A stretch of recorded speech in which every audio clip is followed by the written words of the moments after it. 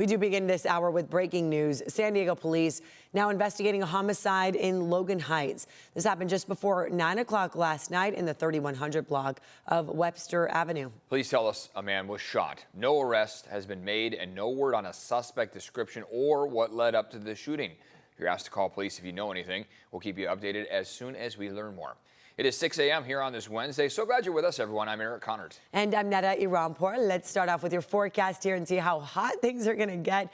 Evan Narani joining us. Your graphics have been bright magenta. Ooh, yes. Yeah, we've been a little out of the ordinary. Yeah. I mean, considering some of the graphics that we have only really support showing temperatures up to 115, whereas our deserts today could get up to 118. Ooh, more than so that. It's going to be a hot one the farther east you are. Our local mountains and deserts under heat-related alerts. The emphasis here is a reminder that our coastline is going to be the most comfortable place to be in the county with widespread 70s. Off toward the mountains, that's the orange color on your screen, heat advisory, the magenta color, and extreme heat warning. Whereas, take a look. Close to the water, clouds have joined us. We know that many people don't love the morning clouds and would prefer to have the sun with us on hand all day. But the thing is, those clouds are going to help us out quite a bit in staying away from those very hot temperatures. 73 degrees out by the coast this afternoon. 88 on average toward our inland valleys. The mountains are going for the low 90s and the deserts around 114. But again, some could peak up to about 118, mainly out toward Ocotillo Wells. Coming up, we're going to talk more about what to expect into the rest of the week as those temperatures hold on to heat. And we'll also be talking about what to expect into next week. Back to you. Evan, thank you very much. Those are some high numbers right there. And now, new this morning, President Donald Trump says that the ceasefire with Iran is over. He made the comments on the sidelines of the NATO summit. Take a listen. Mr. President, is the ceasefire over? Is the ceasefire done? Is the MOU dead? It's a very interesting question. To me, I think it's over. I don't want to deal with them anymore. They're scum. Now, the president said he will allow talks to continue with Iranian leaders, but called it a waste of time. This comes one day after the U.S. launched a series of strikes on Iran, hitting 80 targets, according to the Defense Department. That happened after Iran's Revolutionary Guard attacked 3 ships in the Strait of Hormuz.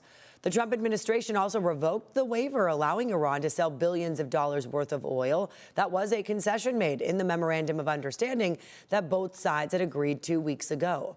Today in Turkey, President Trump is shifting focus to ending Russia's war with Ukraine.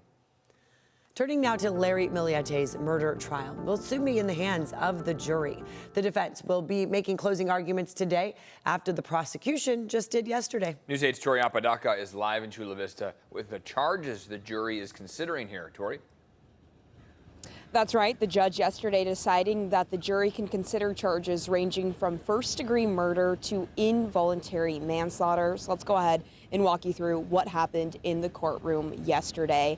Ahead of prosecution giving its closing argument, the defense did attempt to secure an acquittal, arguing that the prosecution failed to meet its burden of proof. However, the judge denied that request. Then during closing arguments, prosecution stuck to their theme, urging the 12 jurors to focus on what they called overwhelming circumstantial evidence that Larry Millete murdered Maya. Prosecutors repeatedly argued that Maya had plans for the future and would never have voluntarily abandoned her 3 children. Her body, though, has still never been found since she went missing back in January of 2021. But prosecution's theory is that Larry killed Maya, either by shooting or poisoning her, before disposing of her body in the desert. The poisoning is why involuntary manslaughter is one of the possible charges. The prosecution says that Maya's body has never been recovered because it was intentionally concealed, telling jurors that the absence of a body does not mean a murder did not occur. And we're now on week 7 of this trial, and the judge really just reminding the jury of 12, which is made up of 7 women, 5 men, to remember that they need to reach a decision that is beyond a reasonable doubt and to not let their bias or any outside influence play into that decision. Today, we will hear defense's closing arguments. Reporting live from outside the South Bay Courthouse, Tori Apodaca, News 8. Right now, multiple brush fires could impact air quality in North County and other parts of San Diego. The volcano fire is burning in Riverside County, close to the San Diego County border. This one started around 2:30 yesterday afternoon. Officials issued evacuation orders for some areas, but some have since been downgraded to warnings. CAL FIRE says it's burned about 138 acres and is now 25% contained. Meantime, the pipeline fire is burning on Camp Pendleton. The Air Pollution Control District in San Diego County is warning smoke from that fire and from the new volcano fire may blow into areas near Valley Center, Ramona, and Alpine. The pipeline fire, which began Monday, has burned more than 1,000 acres. It's now 80% contained. And this morning, an Escondido man is under arrest after 2 people were found dead inside of a home in Ramona. Sheriff's deputies responded to a report of an assault Monday night and found a man outside of the home on 11th Street. Inside, deputies discovered a man and woman dead with traumatic injuries. They arrested 33-year-old Ryan Profit on suspicion of 2 counts of murder. Investigators say the case appears to be an isolated incident and there's no ongoing threat to the public. Profit is expected in court tomorrow. A pet store in Lakeside is cleaning up after the San Diego County Sheriff's Office says a child broke into the store and stole a snake. These are pictures the owner of Pet Supplies and More posted on Facebook. Deputies responded to the call around 9:30 Monday night. The business owner says an 8-year-old boy was found running with a snake near Dairy Queen. Deputies say they found the child and recovered the snake. He was taken to the hospital, and while he's not facing any charges, the Sheriff's Office says it's connecting his family to psychiatric resources.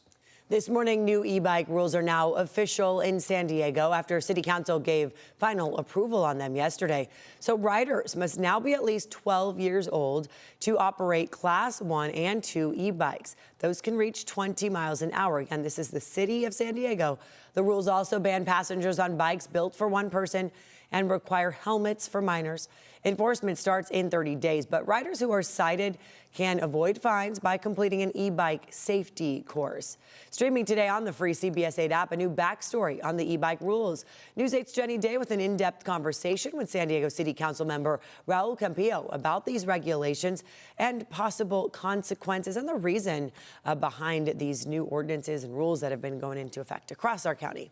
A little cloud cover to start out there here today. Live look at what, Coronado there? Yeah, Hotel Del. Looking great. Cool, the beach, nice. It's the most comfortable place to be in the county. We've got temperatures in the 80s, 90s, triple-digit heat everywhere east of the coast, but out along the water itself, we've got those 70s. 73 on average toward the coastline. Some models keep us down to about 72. Others put us up to about 75. Really is going to be dependent on where you are in the county, which beach specifically, and if you are at the beach itself or maybe just a little bit east, closer to the 5 freeway. Everywhere east of the 5 is where those temperatures will start to soar, and especially east of the 805 and the 15 is where we expect maybe about 10 degrees above average of temperatures. 114 is an average toward our local deserts, but again, Borrego Springs, Ocotillo Wells could get between 116 and 118 into the afternoon. Sunrise was at 5:48. It is 6:08 now, about 20 minutes post sunrise, and you've got gorgeous live looks outside. This is Otay Mountain facing east, our west facing views. Well, they still have plenty of cloud cover thanks to that morning marine layer. That's helping to keep our coastline a bit more mild. Santee and El Cajon could warm up to about 89 degrees this afternoon, 1 degree away from 90. There's always a chance they make it there. San Isidro could even hit 80 this afternoon. Chula Vista 75, 69. Still holding on to the upper 60s in La Jolla. Up toward North County, you've got mainly 70s, a little bit warmer up in Oceanside at 77 this afternoon. 86 up in Fallbrook, 90 for Escondido, and 97 in Ramona. The mountains and deserts also see some of that about 10 degree above average heat. Campo could hit 100, Mount Laguna 95, 116 out in Borrego Springs. 10-day temperature trend shows that today and tomorrow are our warmest days of the week, and then we cool down by the weekend. After that, going into next week, we see another substantial warm-up that could take our temperatures to about 5-10 degrees above average. We'll see how this pans out by the middle of next week, but it does not seem like this heat that we have on hand is going to be leaving us anytime soon. So while we do get that relief by the weekend, it could come along with a little bit of monsoonal moisture as well, an increase in cloud cover, humidity, and maybe even a few showers off toward our mountains and deserts. Let's check in on traffic at 610 right now. So far, there is just about nothing to show you. You can see how off toward just south of Escondido, we've maybe got a little bit of fog to watch for. This one spot that we can zoom into off toward the San Diego area is now cleared. It was previously a stalled vehicle in Tierra Santa on the 15 southbound right after Balboa Avenue. Again, that is now cleared. You've got smooth speeds in both directions. Let's take a look at your border wait times now. It is 6:10 on the clock right now, and it is an abnormal wait at the Otay Mesa port of entry. Could run you about 210 minutes, meaning upwards of 3 hours, maybe even 3.5 hours. Otay Mesa port of entry should take you about 2 hours to get across.